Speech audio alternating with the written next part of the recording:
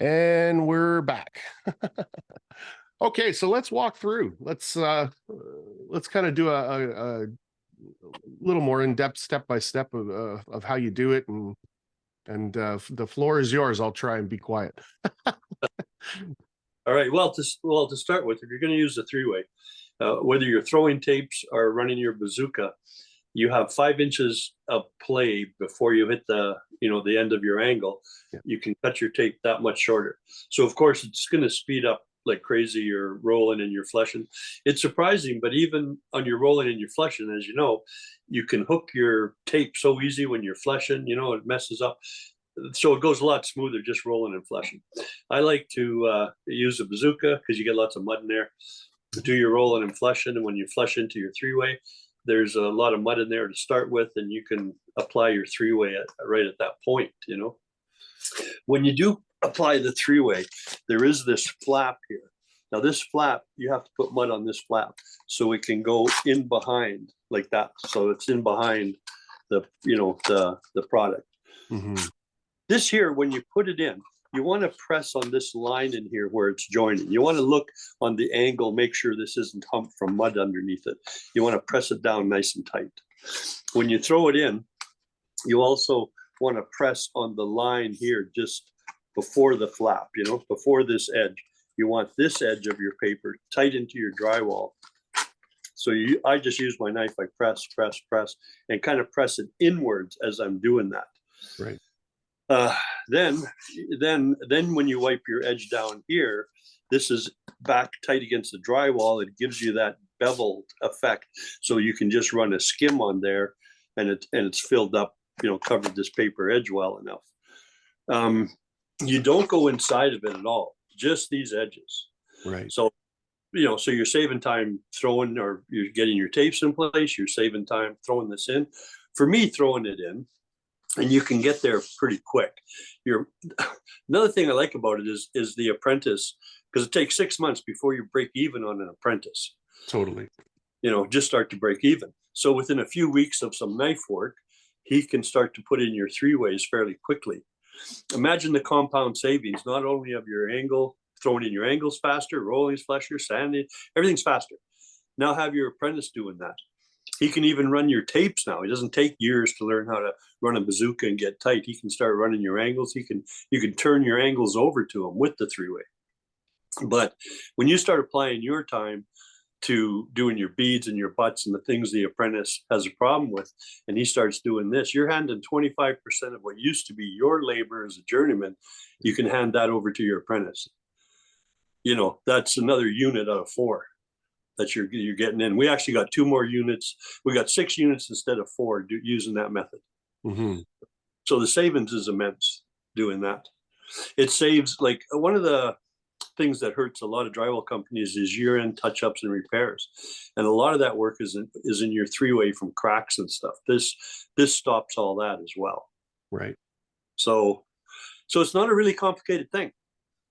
There's not a lot to say about how to go from A to B to get this ready for paint.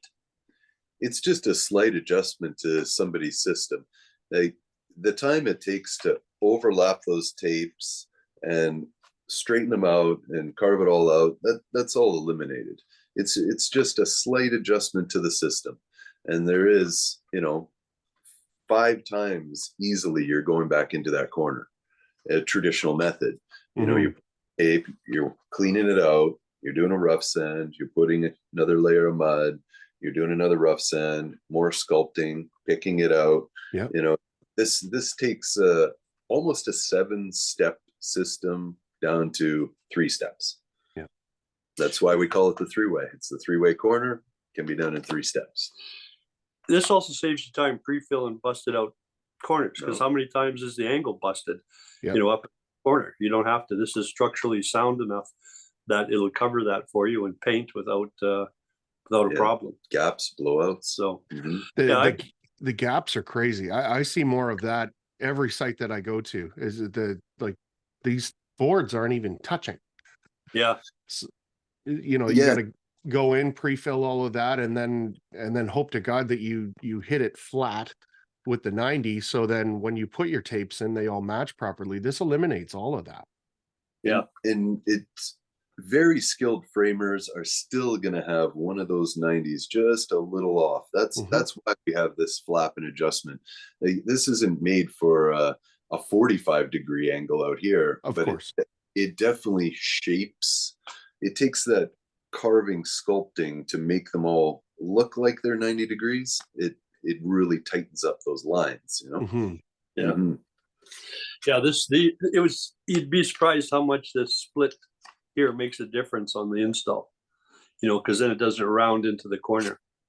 Right. So it, you know, it tightens up nice. So when you run your tools, you're not hooking that at all when you pull your angles again or stuff. This perforated edge here, it's all perforated, helps it bond right into the wall. Nice, you know. So it's paintable, you know, it's a paintable product. You don't have to put mud in there. Unlike paper tape, you know, you can't paint right on it. This you can paint right on. Yeah, it took us one formula right for the paper. So. Oh, I bet. Yeah, you can tell you guys have put some time into that. It's not a, you know, I always refer to things as snake oil. If it's like, you know, this is kind of a gimmicky thing, there's some thought process behind this. Eliminating the fact that you have to touch up that corner, that you're just going to put it in there, wipe around the outside. There's no mud in it. You don't have to coat it. It's ready to paint right away. You know, that's I start to sit back and think about how much time I spend picking, sanding, hitting them again. Sometimes I'll hit that corner again in between. Like I'll run my 2.5 angle head when I run the bazooka, and then I'll pick and sand. I'll run the throttle box with a 3-inch, pick and sand. And then in between the two, if I'm not happy with that, I'll apply a third time before I run that 3.5 to finish it. Like that's a lot of fucking time I spend on those inside 3-ways, as opposed to you just throw this in there. You don't have to 90 nothing. It's ready to go. Yeah, it's pretty wild once you get it on site and you start using it. It's like you almost have this moment of disbelief, like, is this going to turn out okay?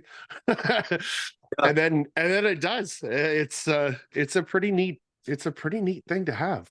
Well, just one more thing that, you know, you can only, as you're going through touching up, as soon as you try to do all three, you're carving into your old work.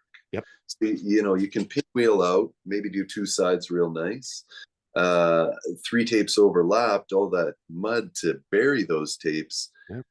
It may seem inconsequential because you're not working, but the dry time for this it's ready so much faster. You're not skipping. Well, yeah, that's another thing too. How many times have you gone to a site, you have planned to pull angles that day, but your 3-ways aren't dry?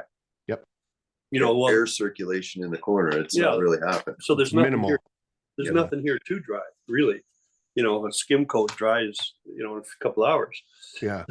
So yeah, there's no end to the little advantages you end up realizing. And I found it interesting too for myself. You know, 55 years I've been in the trades. And yet in my head, I knew running my bazooka would be quicker when I don't have to do that. But until I did it, it didn't really register, you know, in a real way. You know, like I was like, oh, wow, I'm surprised how much faster I ran that bazooka. You know, I knew it. You have to know it experientially. Yeah. Yeah. You know, there are guys that I talk, like, again, I revert back to Cam and Josh, where when you're watching them run these things, they're running, like they are at a fast pace, and it seems like they're landing their tapes everywhere they need to be. I'll run a room with the Predator, and then I'm doing this kind of stuff. I usually leave it long on the one side so I can pull the tape back, and then I'll cut the tape and put it in. It takes forever. When I was installing these, you run that short. I ran it about 1.5 inches short, but I didn't think about the 5 inches. Like, you can really get moving if you're taking into account 2 or 3 inches of a miss. Like that's, and it's not a miss, it's covered. There's still a lot of skill involved in running that, but it totally simplifies it a lot. A lot, yeah. A lot. It's a good thing to use a 6-inch too to lay your mud base for this. Yeah, you know, I've got a big 9-inch level 5. Yeah. And that's what I was using. So I would come down with my angle head and then back up and then pull it out. And it would leave like a chunk of mud in there, a wet mud, good mud. And then when I came back with my 9-inch knife, it was just a quick, like this way, this way, this way, put the thing in, you're done. Yeah. It's instead of mucking it onto a pan, you stick that thing in the corner, then muck it into a pan. You're moving pretty quick by your second or third room, like I was saying before. Like the learning curve is not steep. No, You know what I mean? You pick that up pretty quick. yeah, you can get your apprentice to figure out how to do this pretty quick. Oh, totally. And then if he fucks it up, what does it take another 2 minutes to pull it out and do another one? Like it's not the end of the world. If you got somebody running tapes and you're trusting them, and then you come into that room and the tapes aren't touching, or they're way too much, or it's all kinked up in the corner or something, that's a big fuck up.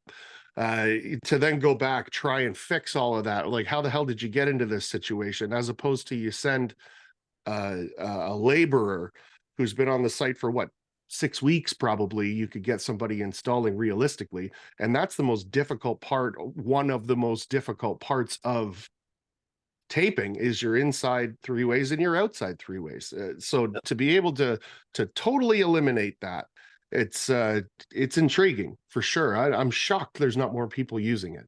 It's a game changer. Well, we came out with it to market about 2 years ago, and have just slowly built up our message, and now we're really ready to launch to everybody, to allow people to understand, hey, it's fine, do it the traditional method.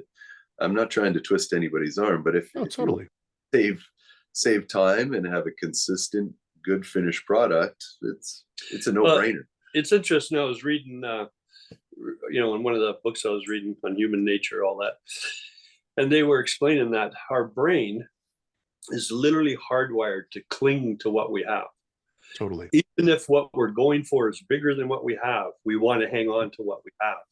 And I think that's part of the reason there is any resistance at all, is because we take pride. I was always very proud of how fast I could do my 3-ways, how good I could do all this stuff.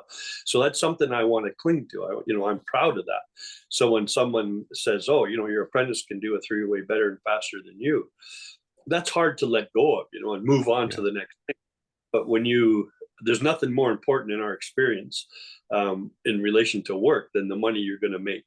So a person has to be able to grasp that, be able to let go of that, and look at the increase in time, you're going to save, and the more money you're going to make doing it that way, rather than clinging to the pride of how fast or how good you might be at doing a 3-way. You know what that makes me think about? I would have loved to have been there the first time that somebody had the conversation about a compound tube and a flusher, where that everybody was sitting around going, I'm not going to fucking use it. Look at this. This is ridiculous. It's going to take 100 times longer. We're never going to be able to figure it out. And nobody's going to take on to this thing and all this other shit.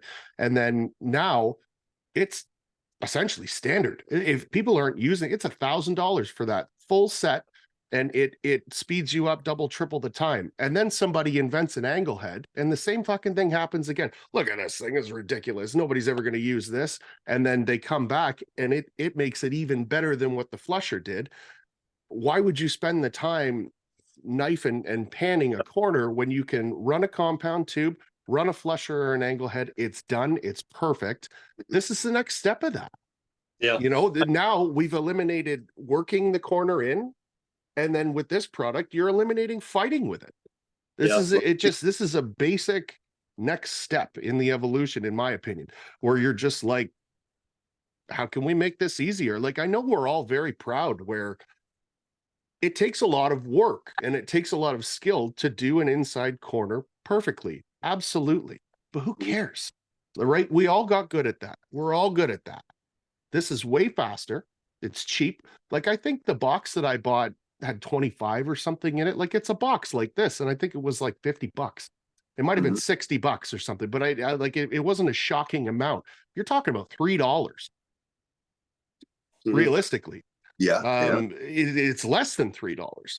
So you're gonna fuck around for 3 hours collectively for each corner for $3. I don't think so. The angle heads and stuff like that, to put things in perspective, you know, they're not $5 for an angle head. No, they're $300. Yeah. Some I know I have one that's 600. Wow. Yeah. Well worth it though, Yep. for if you're going to be a pro, use the right tools, and you know that one job, that angle head's paid for itself Easily. So it's people just got to open their eyes to the numbers in the business. I've watched that. I've watched that change and that resistance thing go on, you know, for 55 years. Like when I started out as a painter, I was one of the first guys to buy an airless. I might have been the first guy, you know, as far as I know. I say one of, because I'm sure other people had them, but I didn't know any of them. And I got them, and the old guys are going, "Oh, you young fool! Look, you blow your money on that. You know, that's not going anywhere. That's just a fad. You're blowing dirt up on your wall. You know, you got anyhow. I went from, you know, taking that priming out a unit with the guy following me, whip the back row. We prime out a unit in literally 15 minutes. We could fly through. Yeah. So, but at the same time, when I started painting, there were still guys that weren't using rollers. They were used to have paintbrushes this wide, made out of horse hair, you know, or boar's hair, your paintbrushes. And it was surprising how fast you could paint out a wall. It seems insane to me, though. You know, yeah. As things come out, you get proficient with them, right? And when the new things come out, everybody understands what they've invested into learning the old tool.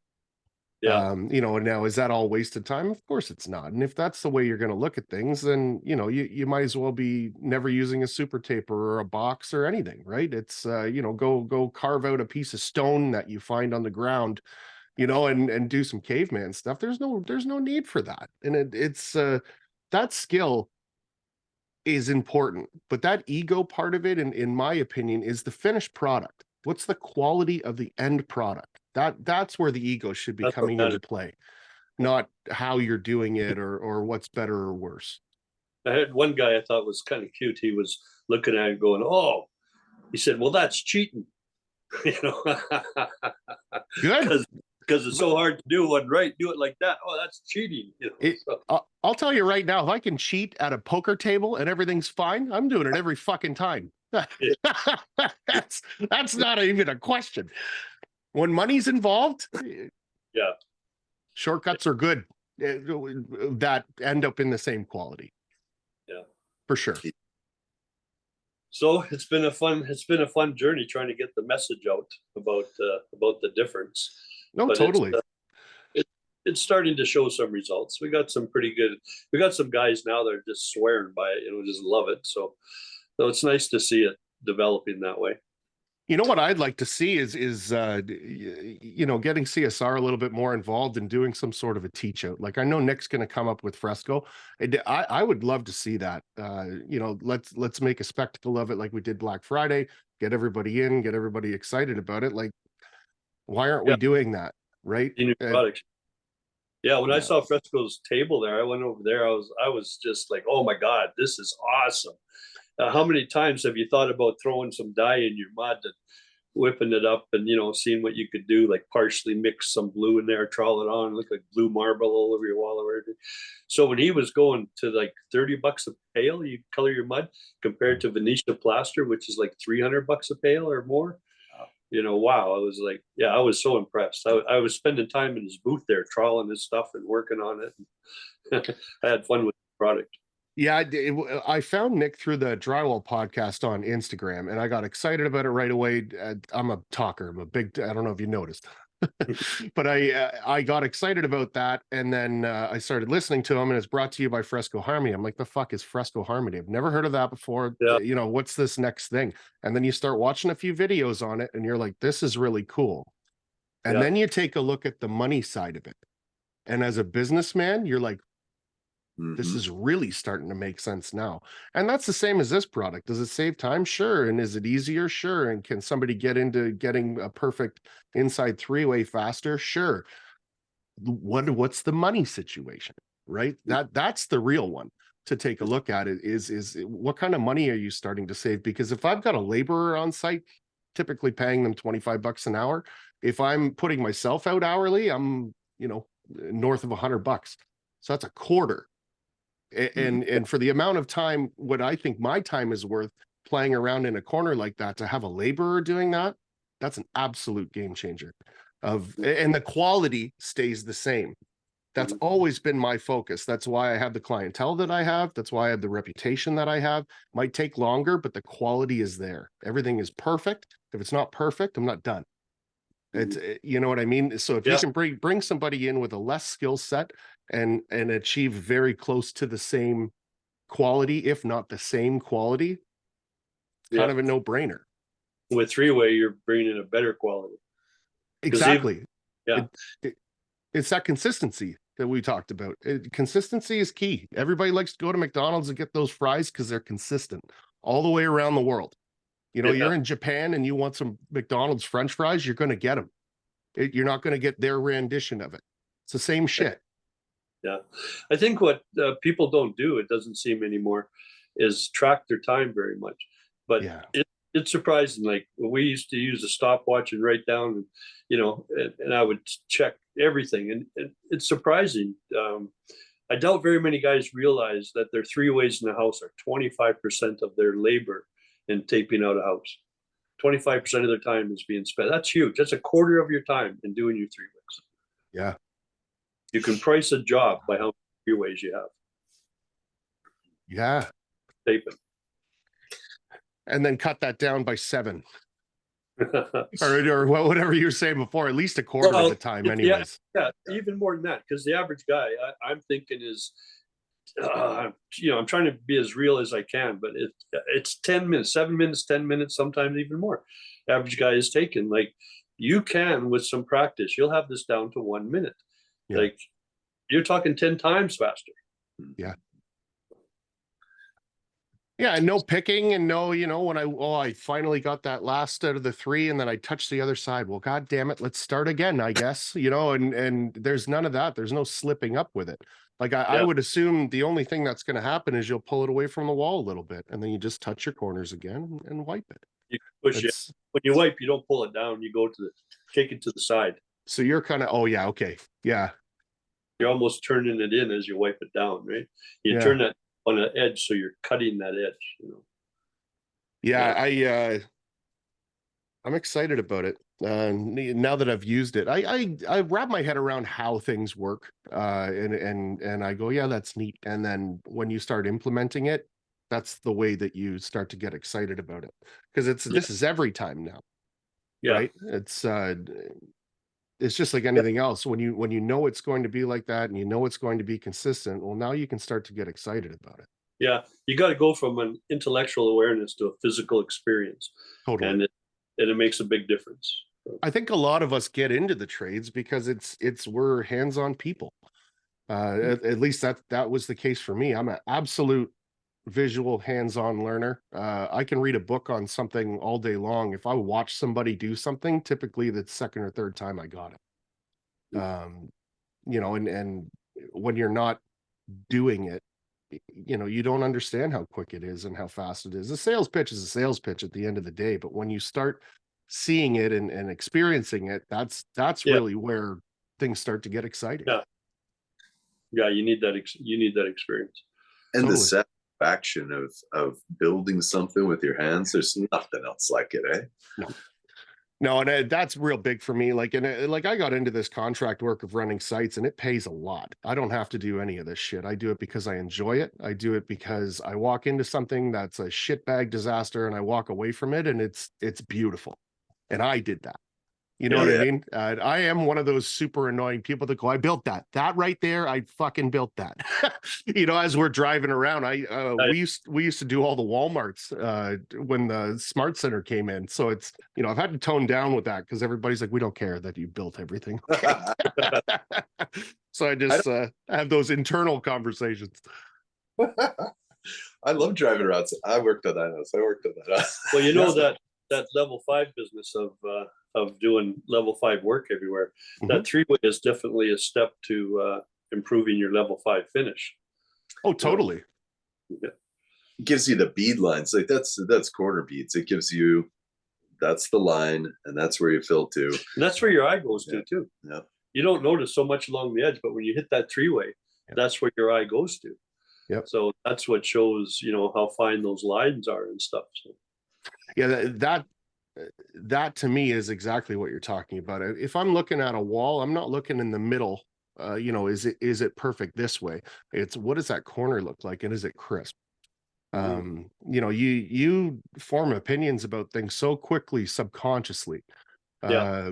It doesn't matter where you are. If I see everything like the Matrix now, because I can do everything from the ground up, right? Yeah. Where you're like, okay, if that's what the outside corner looks like, then obviously there wasn't quality control, and the fucking framing probably sucks too. You know what? Now this place isn't even safe. The electrical's probably not even good, and like that's where your head goes when. Yeah. And it's all subconscious. It's not like you're being judgy. It's just you make those quick, fast decisions in your head. I imagine like most trades guys, you walk in a house and you're always doing a comparison. How do you do compared to how I do, kind of thing, 100%. right? I mean, the things I always check. I walk in houses three ways, houses, is this bead full? Houses three ways? Has it got a bunch of nail runs, but three ways is one of the major judges of the quality of a house. Yep. Paper, anyhow. It's really hard to not look anymore. Yeah. Once you have the eyes, they're hard to turn off.